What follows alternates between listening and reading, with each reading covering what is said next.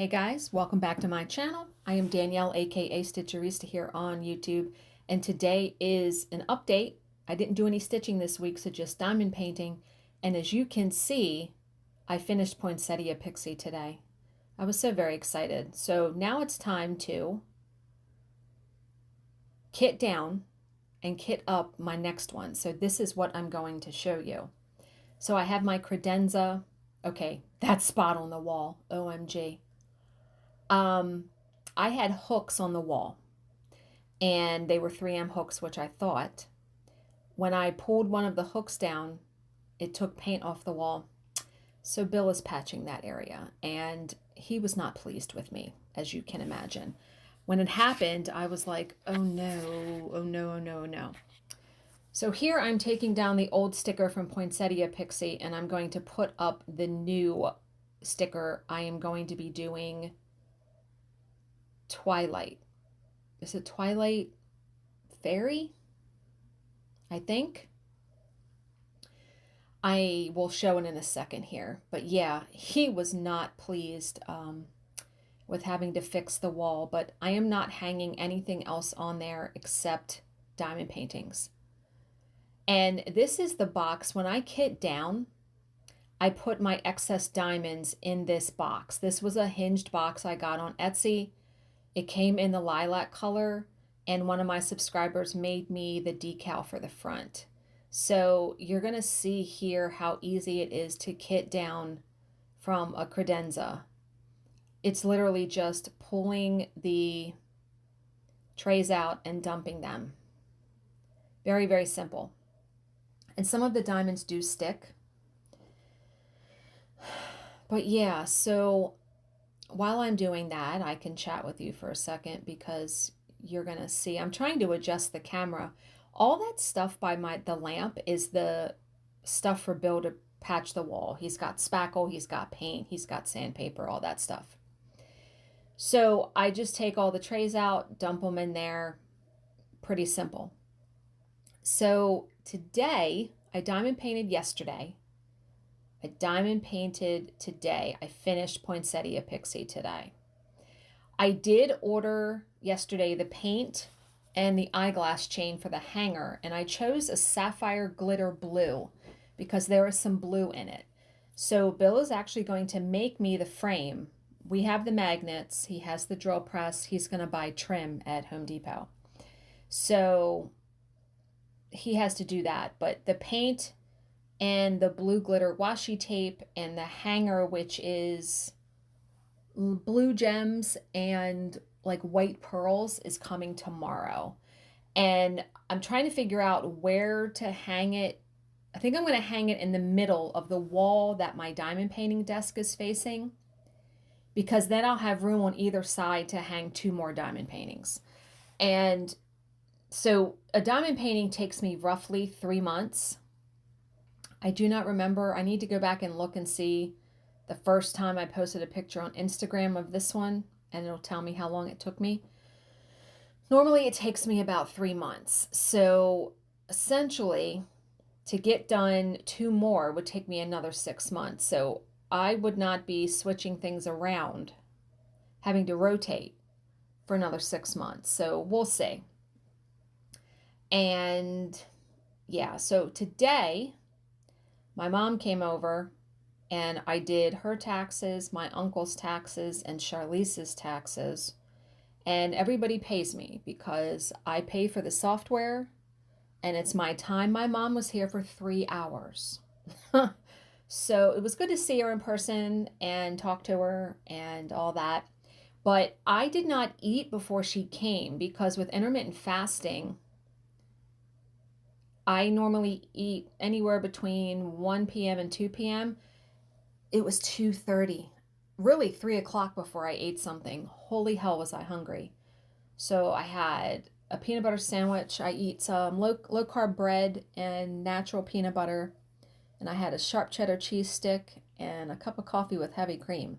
We're having salmon for dinner, and I think I'm going to have a fruit smoothie with it. Like I was saying before, I get this fruit smoothie stuff that is berries, so it's lower carb.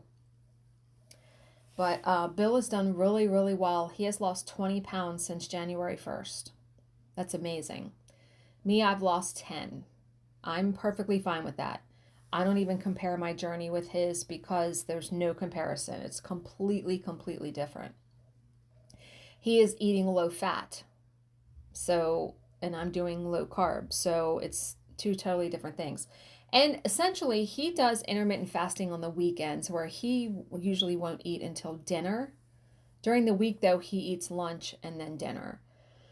So, but yeah, no, we're doing pretty good. My foot is feeling a lot better, so I'm very happy about that. I am still wearing the boot just out of an abundance of caution until I get my MRI next Friday. The boot is a pain in the ass, but it is it's good for me to just wear it. It can't hurt for me to wear it until I go next Friday. And I'm off work one more day tomorrow. We don't have anything on the schedule for the rest of the week yet, but I know stuff's going to come in. So I'll be fooling with that. And so, yeah, tomorrow I might do another true crime paint with me while I start Twilight Fairy. That would be nice to start. You're going to see me kit up the way that I kit up once I get all this done. But yeah, this process is usually very quick. And kitting up is usually not too hateful either. It was very frustrating, and you're going to see why when I get to that point. But yeah, the credenza, and I've said this many times, is between that and my diamond painting desk, the two best investments that I've made in diamond painting. My credenza was about $365. Completely worth it. Completely, utterly worth it. If you have the funds and you want something like that, I would highly recommend it. I have my unboxing of the credenza linked in the description box of every video. Plus, I also have the video where I unboxed it. Bill actually filmed that video for me so I could show you how everything was. And I received my credenza in March of 2022. And I ordered it in... Is that right? No, that's not right. No, that is right. Yeah. No. Is that right? This is 2024. Yeah, I had it all last year. Yeah, it was...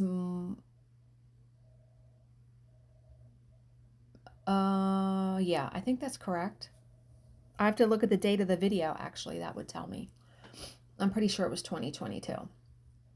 But yeah, one of the best things. And you know, I'm not someone who saves my diamonds. You can see I'm just dumping them in here.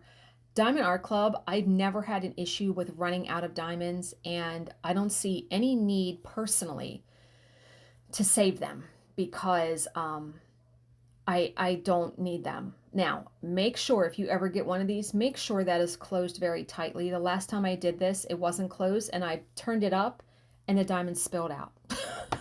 So you have to be really, really careful. But this goes back on my bookshelf.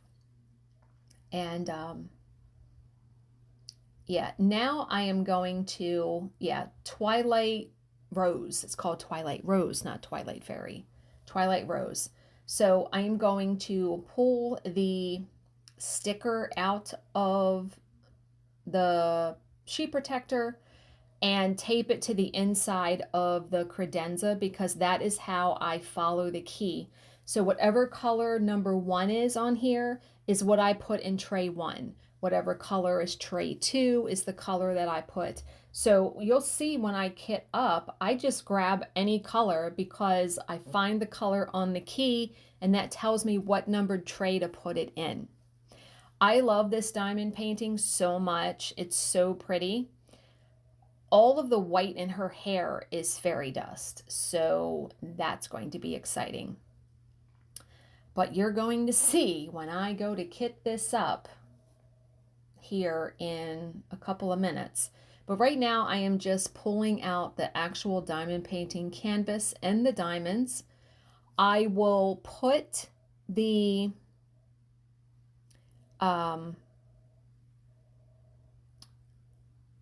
box in my recycling bin. I don't save the box that it came in. But I will put aside the canvas for putting on my light pad, which I do show that at the end of this video. I am hoping to read a true crime story during this because you're going to see when I start kidding up, it takes a minute. It takes a hot minute. So I probably have time to read a true crime story once I get into the kidding up part of this. I'm trying to find a good camera angle, and I actually switched the camera to the other side so you can kind of see.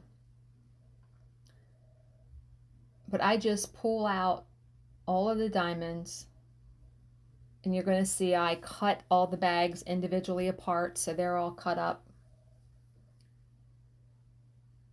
Yeah, and there are a bunch of black. So for the colors that have multiples, what I do is I will put one bag in the tray, and then I take the multiples and I put them in my IKEA cart, and I show how I do that too. I even show that. But one thing I'll mention while we're watching me do that is the mesh ruler. So Doni has a video, which I have linked, I will link in the description box, of how to measure to see which ruler you need. I need a metal ruler that has centimeters on it. And so I ordered one from Amazon because I want to have one. Bill has one, but it doesn't have centimeters on it. I think you measure out to you measure your diamond painting to where it starts to get to the 13 or 14 centimeter mark. And there are guidelines. And so I am going to wait. Hopefully I get my ruler tomorrow in the morning, because if I do, then I'll be able to do a paint with me tomorrow for sure, because I want to use the mesh roller on that diamond painting. So I apologize for the camera jumping. I didn't realize it did this with my hand, but you're just going to have to bear with me on this. This is the first time I've really tried to film, I think, at this angle. It's not easy to find the right angle for doing stuff. So right now I'm just cutting all of the bags out of the strips to make it easier to kit up. But yeah, I hope you guys are all having a good weekend. We actually went on a drive yesterday because I was like, I have to get out of this house. I haven't been out of the house since the day I had my doctor appointment, was Wednesday. I haven't been out like to do anything. So we just got in the car and rode around. We rode to Annapolis, which is like a 30 minute ride. We rode down by the water, just little shops. We just did that and then turned around and came home, and it was actually just nice to get out. We stopped and I got a diet lemonade at Chick-fil-A, and yeah, it was so good to get out and get about. And what did we watch last night? We finished watching The Floor with Rob Lowe, which I love. It's on every Tuesday. And we watched another episode on Hulu of Bad Romance, which is like Love Gone Wrong. Oh my, these true crime stories, holy crap. But yeah, like I said, I'm just cutting all of the bags into single bags. Because like I said, it's really easy to, well, if you don't have static in your diamonds, it is easy to kit up. I encountered lots of static in this kit. I can't remember the last time I encountered as much static as I did. I couldn't even tell you. Usually I don't have that issue at all. So you're going to see a camera angle. Yep. Okay, so now I am putting the ones that have more than one bag of each color. It's only two of them, the white and the black. I have a little basket in here, and I got that lid from IKEA. No, I got that lid from Etsy, and Bill painted it to match my IKEA cart. I just like everything covered. And I can set stuff on top of that too, which is also nice. So I have these magnetic hooks that when I kit something up or I do crafting, I will hang a plastic bag on it so I can put trash and scraps in it. I do it when I'm sewing too, because fabric scraps and all that, it works really well. I'm having trouble with this plastic bag and I don't remember why. I actually wind up moving this to the other side of my desk. I have two of these hooks and I use both hooks to have one for one handle, one for the other. So yeah, I am on the other side now. And so I just take scissors, I find the appropriate tray, I cut open the bag, and then I'm just pouring the diamonds in. And I think I encountered, I don't know if there was static in that one, but oh man, I encountered so much static in 95% of these bags. And it frustrated me so much because what happened is I wound up leaving diamonds in the bag that was stuck. I wasn't going to fight with them. I know you can use static guard, you can use alcohol on a Q-tip. I just wasn't fighting with these diamonds.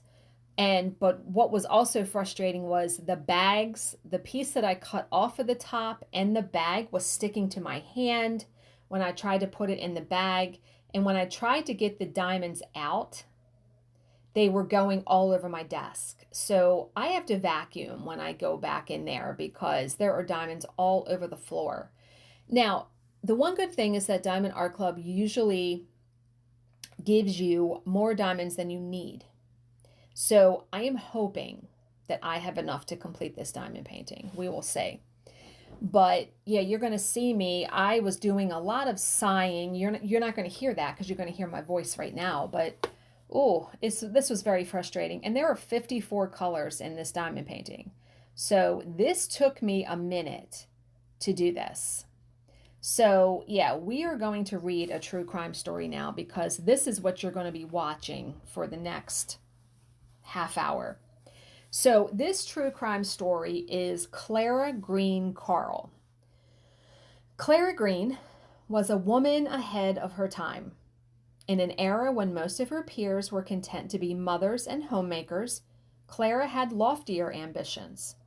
The pretty, dark-haired farmer's daughter aspired to a career as a writer.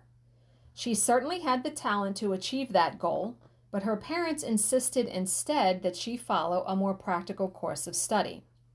After graduating high school, she attended business college, completing a 2-year diploma. During that time, Clara was involved in a passionate relationship with a young man named Robert Gibson, who had been her childhood sweetheart. In March of 1908, so this is a hot minute ago. In March of 1908, the pair eloped from their hometown of Covington, Kentucky, and married in Cleveland, Ohio. There, Robert found work as a teacher, while Clara obtained a position as a staff writer for a local newspaper. But the life of mundane domesticity soon weighed on the adventurous Clara. She was bored with keeping house, bored with churning out tedious local interest stories.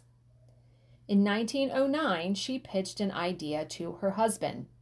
They would travel the country, stopping in different communities and researching the local history.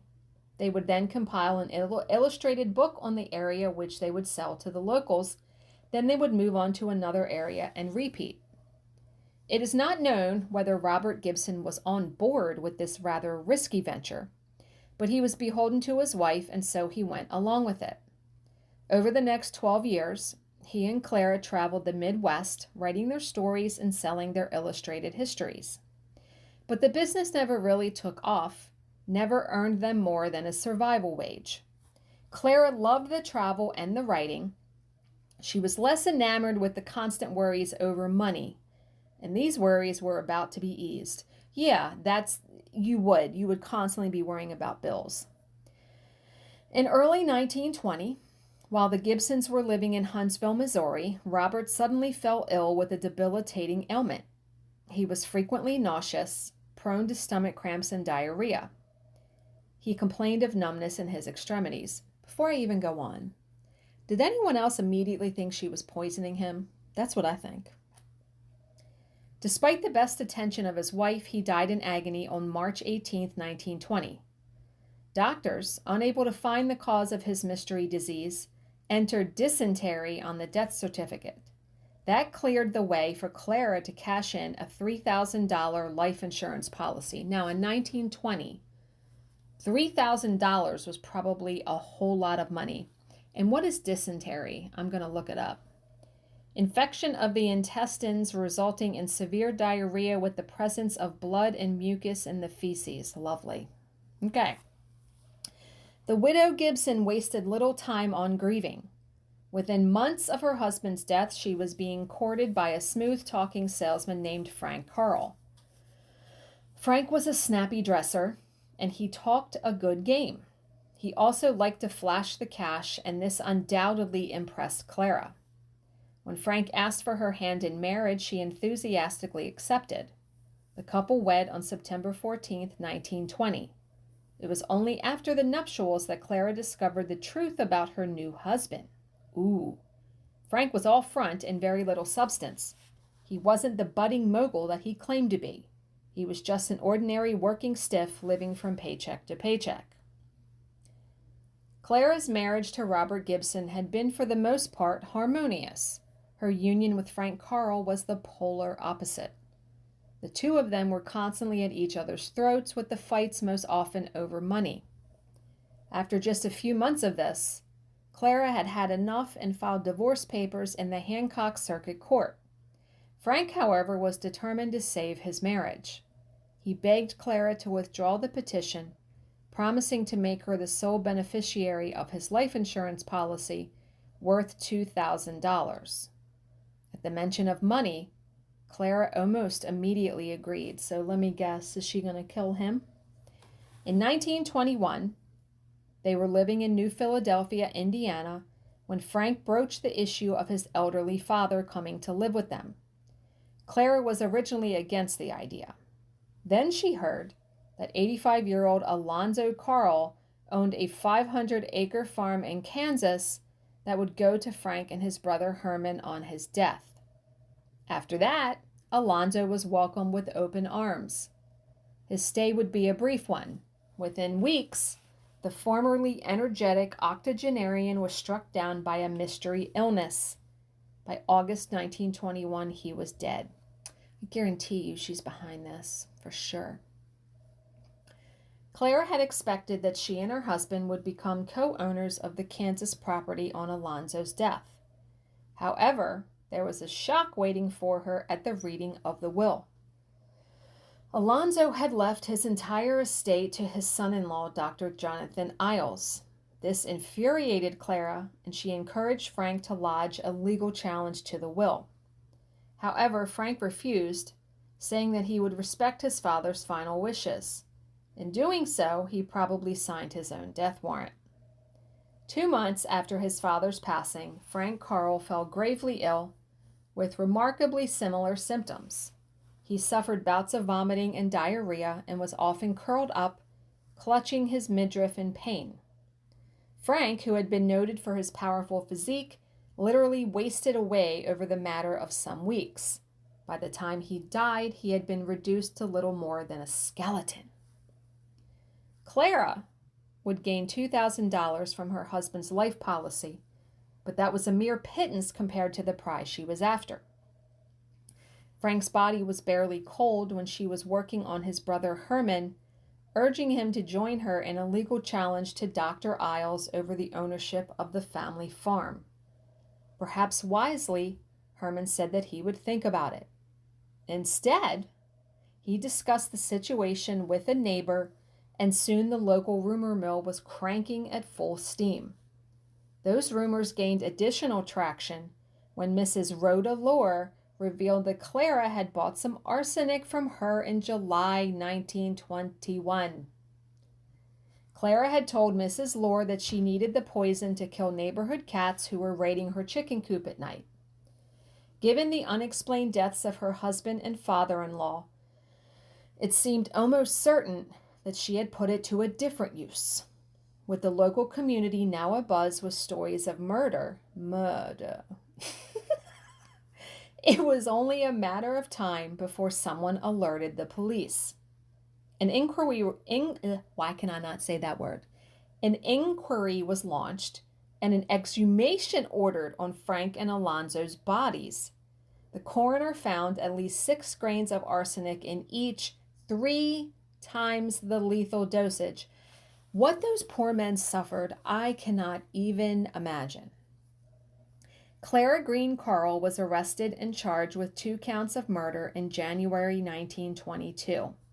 She entered a not guilty plea at her trial, but was never likely to escape justice, not with the evidence against her. Clara had motive and opportunity. The prosecutor could put the murder weapon in her hands, and she benefited financially from the crime. It was as close to an open and shut case as you were ever likely to see. Found guilty on 2 counts of second-degree murder, she was shipped off to the Indiana Women's Prison at Indianapolis to begin a life sentence. By 1925, Carla Carl had served 3 years in prison and had been a model inmate during that time. She had gained a position as a trustee and been assigned to outside work, tending the prison's small flock of chickens. In October of that year, oh wow, she took advantage of the lax security to climb one of the chicken coops, hop over the prison wall, and escape. Have you guys seen the prison show Wentworth, which is Australia-based? It's so good. And it's been over for some time, but one of the inmates escaped, and it's so good if you haven't seen it. I think it might be on Netflix. I think it's 6 or 7 seasons. They're all on there. That's something I need to rewatch. I started rewatching Nashville on Hulu. Love that show with Connie Britton. Love it. Okay. So Clara would remain at large for nearly a week before she was recaptured. During that time, the local press carried melodramatic stories that described Clara as one of the most daring woman criminals in the country. Now you got to remember, this is 1920 something. So Clara Carl walked free from prison on May 26, 1937, having served 15 years behind bars. She would live for another 30 years before she died in 1967 at the age of 84. And let's hope that for those last 30 years, she must have, she was probably on probation for some time, but she stayed clean from the law. Maybe she learned her lesson? I don't know. I love the older stories. I really do.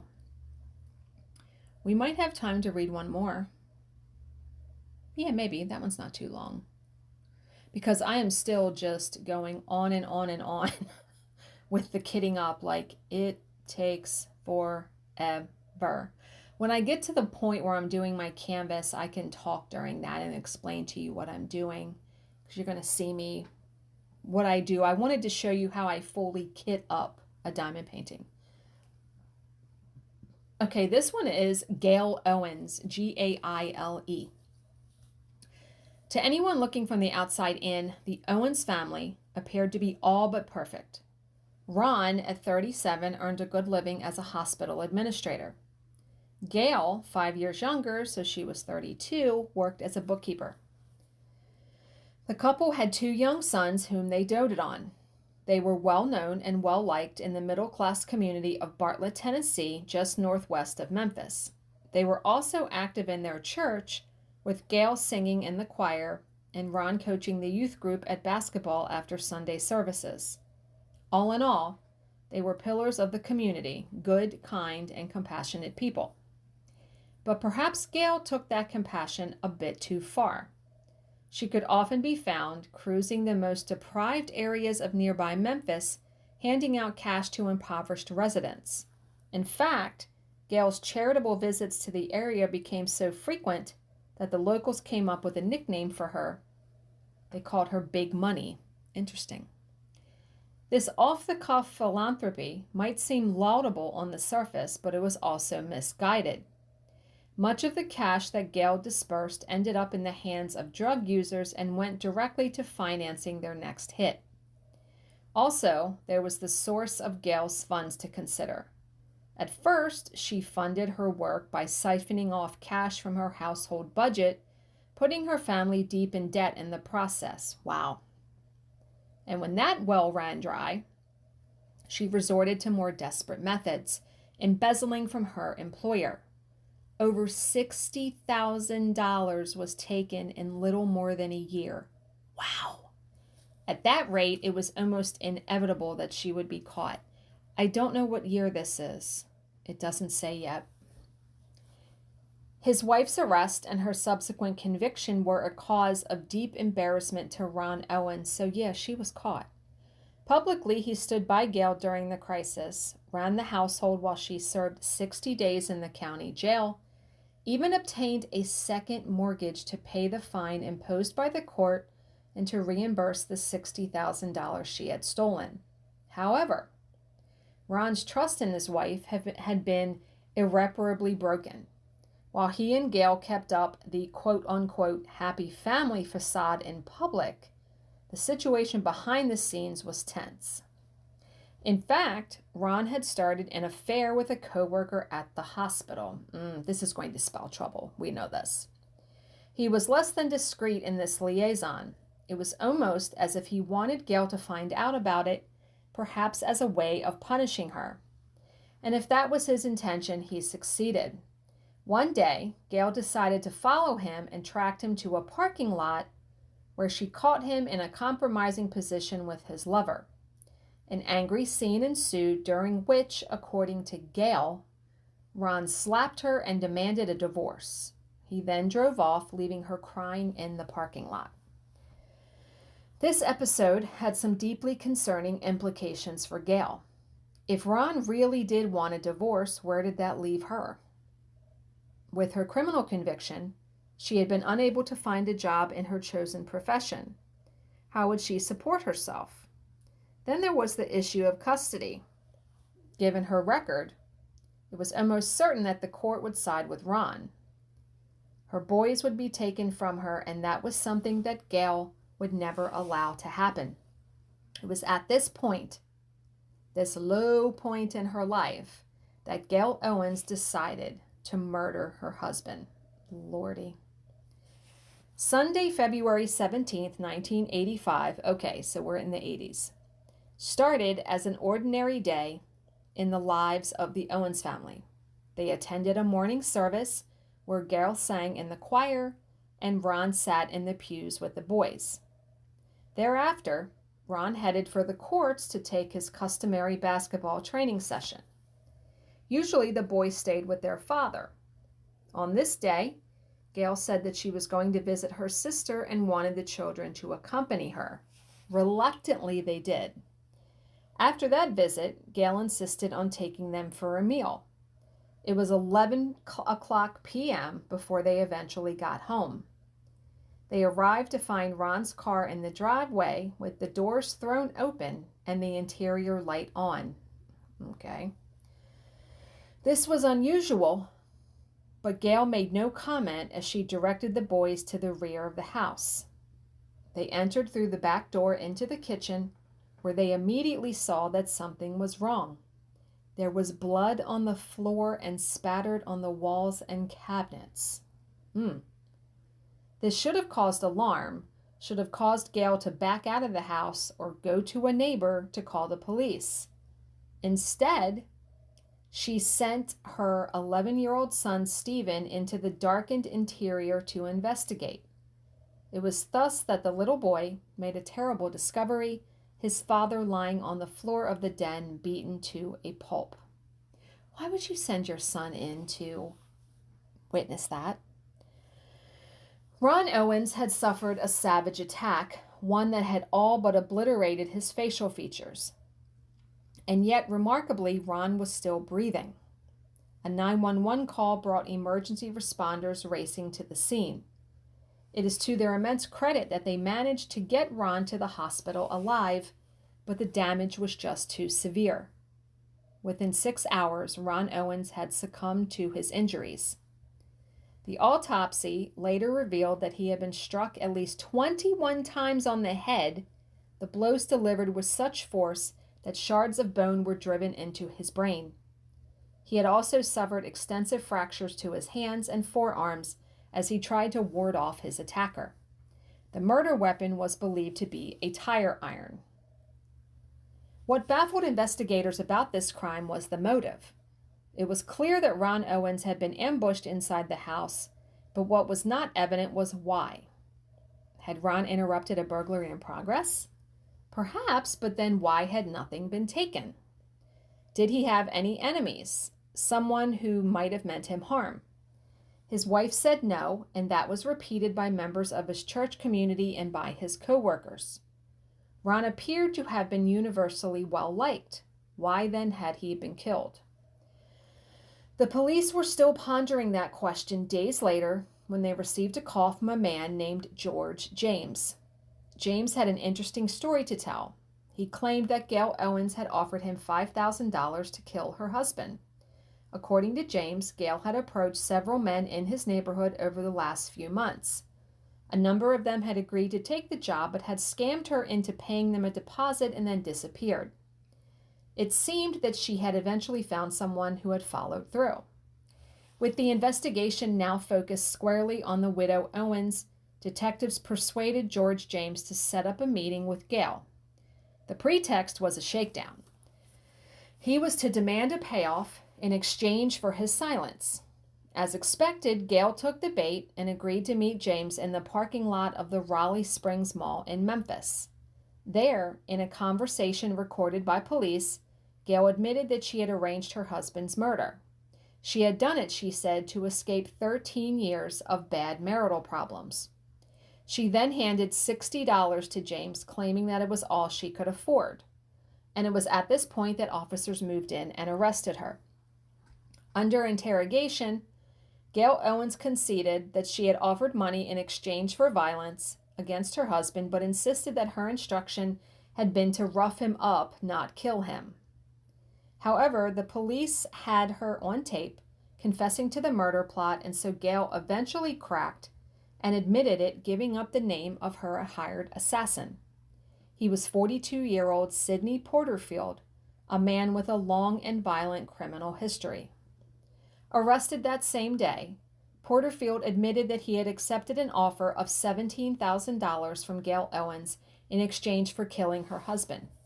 This was to be paid to him once Gail received the proceeds of a $150,000 life insurance policy. But having admitted this much, Porterfield offered an outlandish side story. He claimed that he had never planned on following through with the murder plot. His only intention had been to scare Ron Owens. Things had only turned violent when Ron grabbed him and threatened to call the police. Bizarrely, after bludgeoning a man to death with a tire iron, Porterfield was claiming self-defense. He should have known that his story was never going to fly with a jury. Yeah, no. In the run-up to the trial, the DA offered Owens and Porterfield a plea deal. The death penalty would be removed from the agenda if they both pled guilty and accepted life in prison. Owens was willing to comply. Unfortunately for her, Porterfield was not. That meant that the deal was off the table, and it would prove costly for both of them. Porterfield was convicted of first-degree murder and got the death penalty. Owens was convicted as an accessory before the fact. She too was sentenced to die. Had the law run its course, then Gail Owens would have been the first woman executed by the state of Tennessee in over a century. But Owens would not achieve that dubious milestone. After 26 years on death row, her sentence was commuted to life in prison. Parole was not ruled out, and Owens achieved her freedom just a year later. On October 7, 2011, she walked free from the Tennessee prison for women. Waiting to take Gail Owens home was her son Stephen, who she had so callously sent into the house to find his father's battered corpse when he was just a child of 11. It had taken a long time, but Stephen had eventually forgiven his mother. He had been one of the most vigorous campaigners for her release. At the time of writing, Sidney Porterfield remains on death row. Wow. Wow, wow, wow. I mean, it is never worth it. It is never, you read these stories, it is never, ever, ever, ever worth it. Now I'm checking. I'm finally done, so that was good timing for the story. I'm checking to make sure all of the trays are filled with diamonds, and I've never messed up and had that issue either. So I close it up because now I need to transport it to my desk, and you're going to see a different angle here. So there's my diamond painting desk that I bought. The desk was $400. I have a really good light pad, which I love.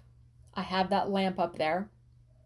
And you're going to see me, I am now going to carry over the credenza and set it on top where I diamond paint. And I'm going to open each of the drawers. I mean, the cover, the doors, because I keep them open. I keep them open the whole time. And there were some excess diamonds that fell out or something. But yeah, so now it's about getting the canvas onto the light pad. So how I do it is right now I'm probably getting duct tape out of my cart because I tape the canvas on either side to hold it onto the light pad just with 2 small pieces of duct tape, because I fold the excess underneath and put it in those clamps that I got from Bella Art De Nicole. I don't know what I'm doing right now.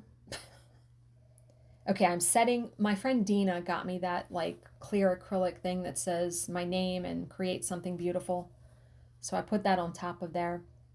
Now I'm probably getting the duct tape, I'm thinking. And maybe the release papers I'm going to use. Because how I do it is I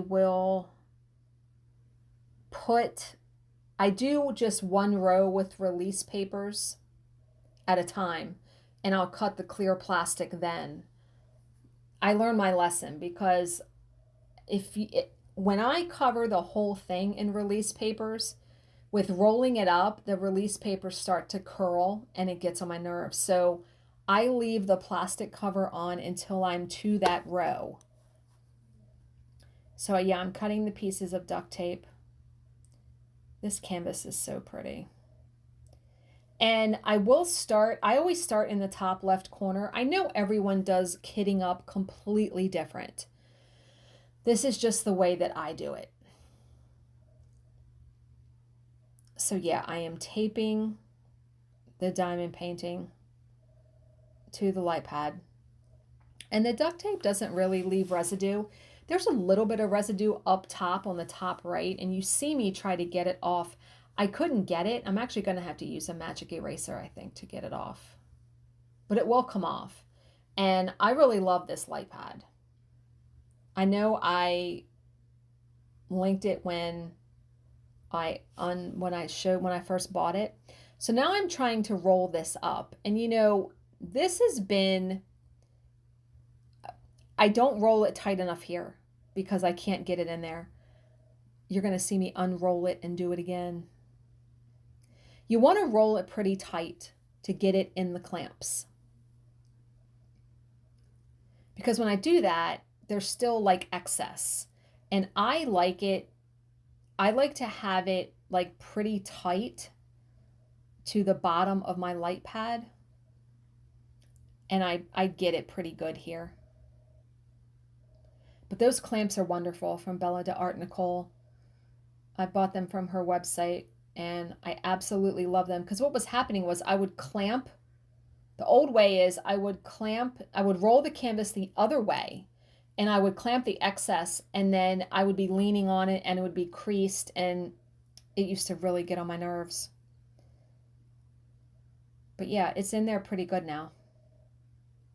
And it stays. It stays until I move up a section and it will unroll bit by bit by bit. So I love those clamps. But now I get to, I cut the piece of duct tape on this side too big. And I'm almost done. I only have like 4 minutes left because you're going to see me put down release papers.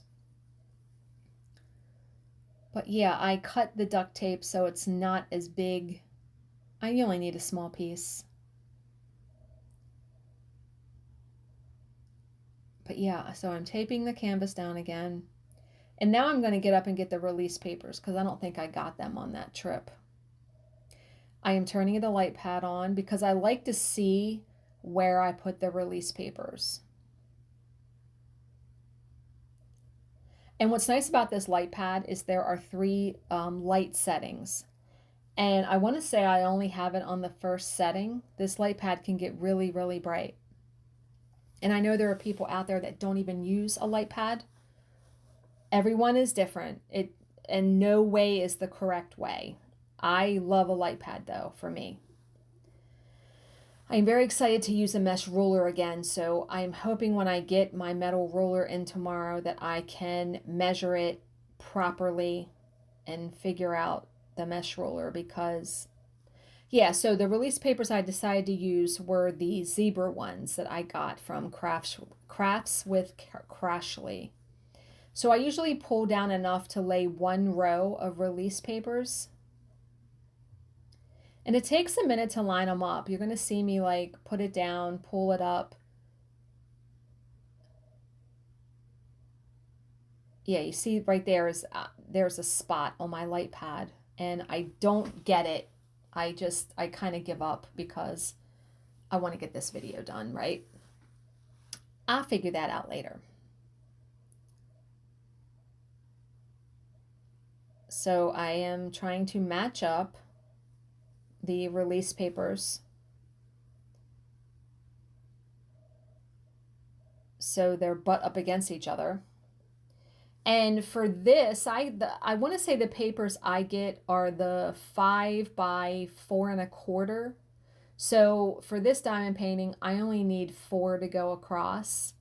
And you're going to see me cut the last one because I don't like it hanging over the edge. I like it like flush against the diamond painting section. So I cut it. And I'll reuse them. Like I said, when I peel it off, if it's not like really crinkled or anything, or I don't tear it because sometimes I'll tear it by accident, I will reuse the release papers. They absolutely can be reused. And yeah, you see me here cutting the edge of that one so it can be flush against the edge of the diamond painting. Now I get to cut the plastic, and this is the last part. This is a little bit tedious, and it's not my favorite part. It's hard to cut it straight. I could use like the coupon cutter or like a little razor knife. I'm always afraid of cutting the canvas. So, but yeah, I'm going along here and I did it. But yeah, leaving the clear cover on worked the absolute best for me after much trial and error of doing a whole bunch of different things. So, but yeah, so I'm done now. I'm done kitting it up. You're going to see me. I do one more thing. I'll put my little trash minder on the edge of the canvas because I move that depending on where I'm working on the diamond painting. But yeah, so as always, if you have any questions, please leave them in the comments section below and I will answer them to the best of my ability. Thank you so much for watching and subscribing, and I will see you in my next video. Bye, guys.